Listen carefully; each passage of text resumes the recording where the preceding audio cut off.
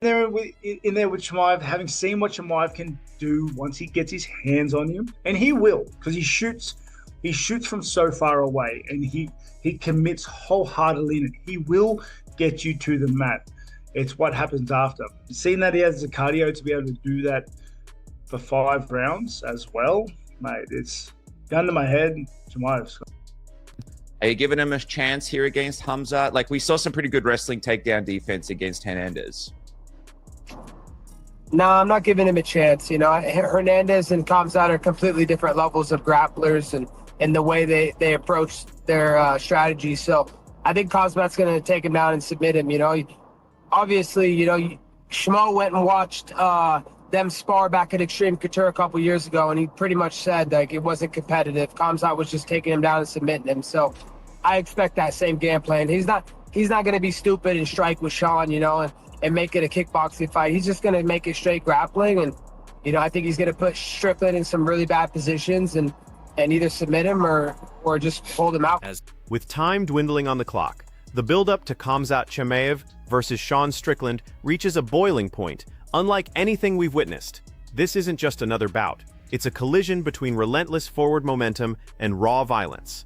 Analysts remain split, and predictions are all over the map.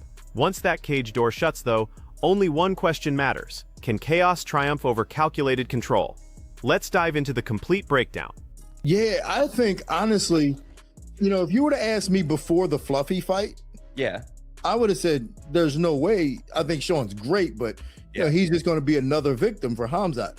But after watching him fight Fluffy up close and personal, again, cage side, man, I think Sean could pull this off, man. I'm actually thinking if that Sean Strickland shows up, I think he pulls this off, man. I think he defends a couple shots. He will get taken down, but I think he gets back to his feet.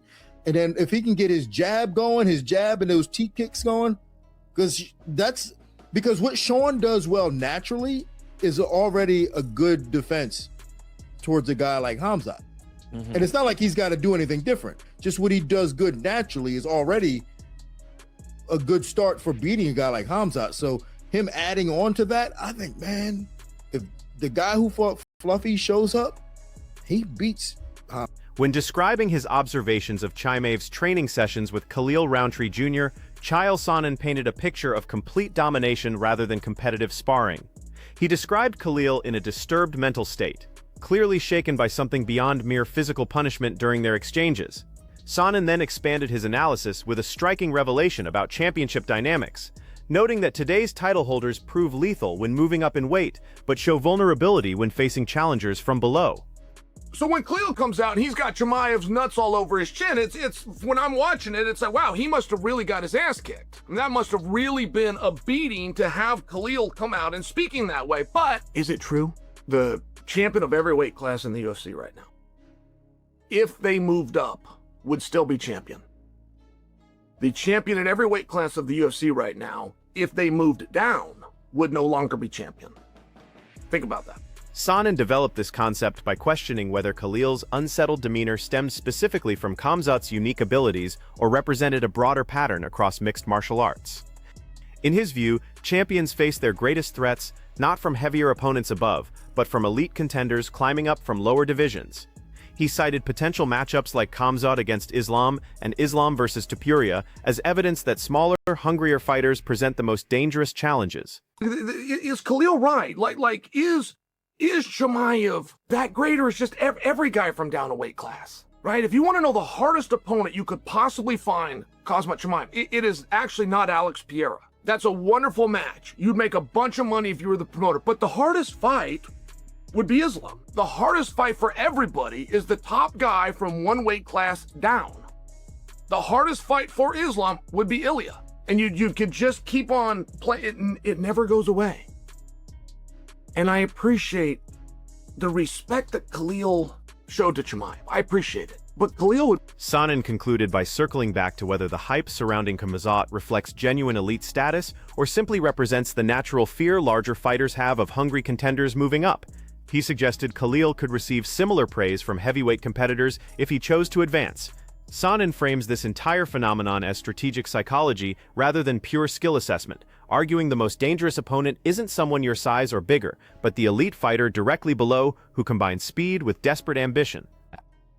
I believe that Khalil could go up to heavyweight and he would have those heavyweights paying him the same compliments that he's paying Chimaev. So are the compliments fair? Yeah, sure, that's Khalil's opinion.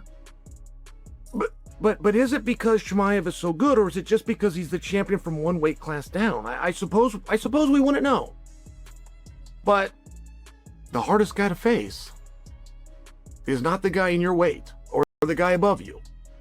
It's the guy one weight. Sean Strickland appears to be rolling the dice with psychological warfare, attempting to crack Khamzat Chimaev's mental armor through verbal provocation. According to MMA Analysis, Strickland might be trying to trigger the emotional, less disciplined version of Chimaev that showed up against Gilbert Burns, where passion overtook tactical precision. This approach carries significant risk, but could pay massive dividends by creating an unpredictable fight or exposing underlying tensions between the competitors. Strickland's getting real creative with it, guys, okay? He's going to say some things that are a little bit more on the nose and a little bit more blunt. But Strickland's been using, you know, different methods here to get into the head of Khamzat Chimaev, and maybe it could work. The last time we saw Khamzat Chimaev truly emotional building up to a fight was against Gilbert Burns. He was angry, he was slamming the desk at the press conference, and it became more of a brawl. Maybe that's what Strickland's attempting here. Maybe he just flat out does. Din Thomas experienced a complete shift in perspective after witnessing Strickland's performance against Hernandez firsthand. Before that fight, he would have backed Chimaev without hesitation or doubt. Now he sees legitimate pathways for Sean to secure victory.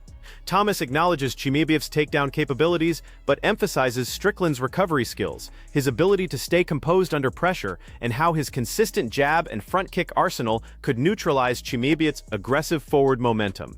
Yeah, I think, honestly, you know, if you were to ask me before the Fluffy fight, Yeah. I would have said, there's no way. I think Sean's great, but you know, he's just going to be another victim for Khamzat.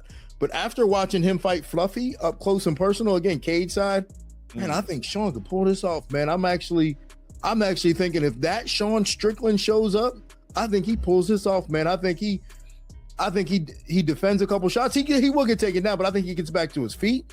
And then if he can get his jab going, his jab and those teep kicks going, because what Sean does well naturally is already a good defense towards a guy like Khamzat. And it's not like he's got to do anything different. Just what he does good naturally is already a good start for beating a guy like Khamzat. So him adding on to that, I think, man, if the guy who fought Fluffy shows up, he beats Khamzat. Benil Dariush views this matchup as strategic warfare, playing out in real time before our eyes. He anticipates Chimaev exploding out of the gates with overwhelming aggression during the opening rounds, using relentless pressure to seize control immediately. However, he doesn't dismiss the possibility of momentum shifts, noting that Strickland possesses the specific attributes needed to weather early storms and build strength as rounds progress. I think Khamzat is a very tall task, very difficult to deal with. I think we're looking at like round one, round two, Khamzat being very dominant. But I also think there's a world where, you know, all of a sudden things don't go so well because, man, Sean can wrestle. And all of a sudden, round two, Sean's defending. Round three, round two, round three, Sean starts to defend, kind of finds his place, and he starts to take over the rounds. That's kind of how I'm seeing it. But I would definitely lean towards Khamzat in the first couple of rounds, and then maybe Sean's able to make a comeback. It's a tough fight for Sean for sure, but you know, Sean's familiar with tough fights and, you know, stepping up into these positions. Moreover, Robert Whittaker maintains his analytical approach when discussing the bout, recognizing Sean's recent success while painting the title fight as completely unpredictable and volatile. Despite Sean's solid defensive skills, Whittaker emphasizes that grappling quality varies dramatically between different competition levels, and from his personal experience facing Chimaev, he believes the power and control Khamzat brings represents a completely different challenge than anything Sean has encountered recently. It's hard to say. Like, I definitely think he has an argument now. especially because he's beaten Imavov and because of the way he put away Fluffy. But honestly, it's anybody's guess. You know, it's anybody's guess. The title fights and like contenders and that whole conversation is just so, mate, random sometimes. I mean, I know you've been in there with Khamzat, man, and Sean Strickland's taking defense is pretty good, but we haven't seen him in there against, like, would you say Fluffy and Khamzat, it's two different levels when it comes to the grappling, would you say, like in terms of the way, the strength? And yeah. Absolutely night and day. Like, having been in there with Chimaev and seen, and everyone who saw what he did to Dricus, like, there's not, mate, like it's not the same. Renato Moicano argues that Sean's latest performance doesn't provide sufficient insight into how he'll handle Chimaev's specific threats, mainly because Anthony Hernandez never unleashed the wrestling intensity that's coming. The fight remained primarily standing and against the fence without those explosive chain takedowns that could spell serious trouble for Sean against Chimaev. What works against one fighting approach may crumble completely when an opponent constantly changes levels and attack angles. And do you believe he would have much of a shot against Khamzat after this performance? We didn't see too much because Fluffy just forgot to shoot, so. He tried to get him up against the fence. He tried to do something, I guess. Yeah, but he never really, like, the way Khamzat shoots on his knees, like explosive, he never did that. And, you know, he has it. He does have those takedowns as well. So I think that was a tactical error. However, Eric Nixick approaches this as a puzzle requiring systematic solutions rather than pure survival instincts.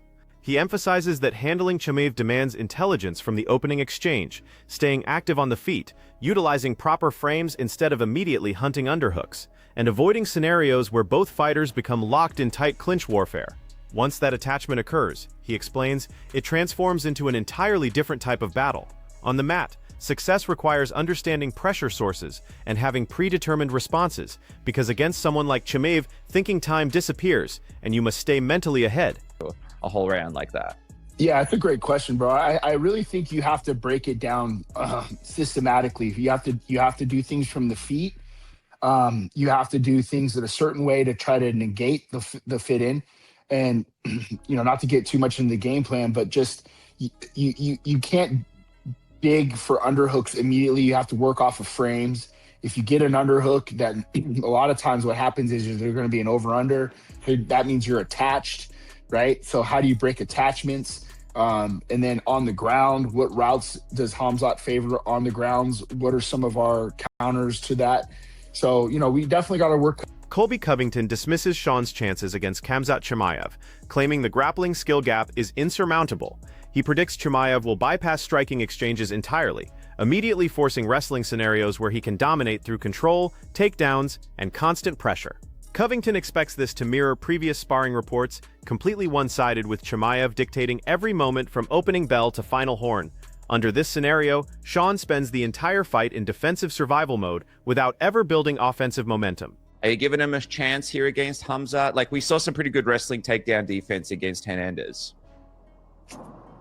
No, I'm not giving him a chance. You know, Hernandez and Khamzat are completely different levels of grapplers and the way they approach their strategy. So I think Khamzat's going to take him down and submit him. You know, obviously, you know, Shmo went and watched them spar back at Extreme Couture a couple years ago, and he pretty much said like it wasn't competitive. Khamzat was just taking him down and submitting him. So I expect that same game plan. He's not going to be stupid and strike with Sean, you know, and make it a kickboxing fight. He's just going to make it straight grappling, and you know, I think he's going to put Strickland in some really bad positions and either submit him or just hold him out. Meanwhile, Kelvin Gastelum sees the striking realm as Sean's genuine opportunity to remain competitive against Khamzat. He points out that Khamzat's wrestling threats typically force opponents into overcommitting on their punches, creating exactly the openings needed for takedowns. Sean's approach differs significantly, focusing on measured touches, precise jabs, and calculated timing rather than heavy committed strikes. Gastelum believes this controlled methodology could prevent Khamzat from finding clean entry points and maintaining his preferred chaotic pace. I think the striking is good for Strickland because a wrestler and a guy like Hamza need you to put power in your punches, so you overextend, and then he's on your legs to take you down, you know. But I think this is not the Strickland style. Strickland likes to touch with a lot of jabs, and even his right hand, he doesn't overstand. He doesn't put too much power on it, because he knows these 4 ounces gloves is just a matter of the way you touch, the time that you touch, and how much you touch. You're gonna make the guy feel it, you know what I mean? So I think stylistically, the striking plays very good for Strickland because of this. Gastelum still favors Khamzat as the betting choice, while refusing to completely dismiss Sean's upset potential. He estimates roughly 60-40 odds, accepting that mixed martial arts always carries surprise possibilities, but giving Khamzat the edge based on his performances against elite grapplers. He references historical comparisons to support his reasoning, highlighting how Khamzat's wrestling dominance has consistently succeeded against top-tier opponents, explaining why he expects control from Khamzat throughout most exchanges. His reasons, you know. Who are you going with, though, if you had to pick right now? Are you still going Khamzat, or do you think it's going to be the upset of Sean? I don't know, brother. I need to be honest, I don't know. I think Hamza is the favorite. That's all that I can say. I think he's the favorite. I would say 60-40 for Hamza, you know. And that's pretty close, 60-40. Yeah, but I think everything can happen, you know. Like in his fight against TDP, I knew that Hamza would dominate, because I saw one of TDP fight against a guy that's named Joilton Peregrino. He's a guy from Brazil. He has good takedowns and all that, but if you see the fight, he took down Dricus so easily, and he maintained Dricus down so easily in the fight. Dricus managed to win this fight, but it was very close. And I knew that like a guy with a wrestling like Hamza would dominate Dricus. What's your assessment? Are these analysts hitting the mark or overlooking crucial elements? Share your prediction in the comments section and tell us who gets your backing.